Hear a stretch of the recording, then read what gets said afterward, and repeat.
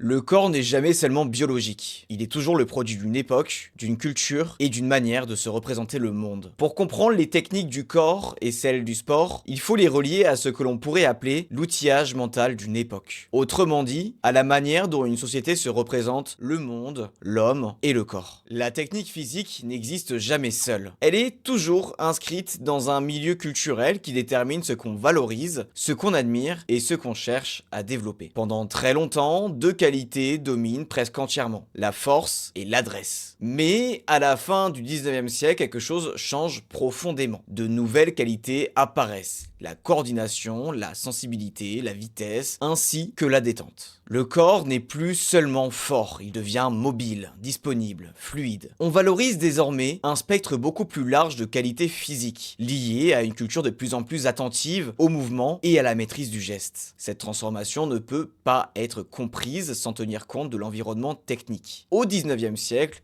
le monde est encore celui de la machine à vapeur, des mécaniques lourdes, des articulations rigides. Le corps est pensé sur ce modèle, puissance, tension, force. Aujourd'hui, l'environnement est tout autre. Électricité, électronique, numérique, et cela change profondément notre manière de percevoir le corps.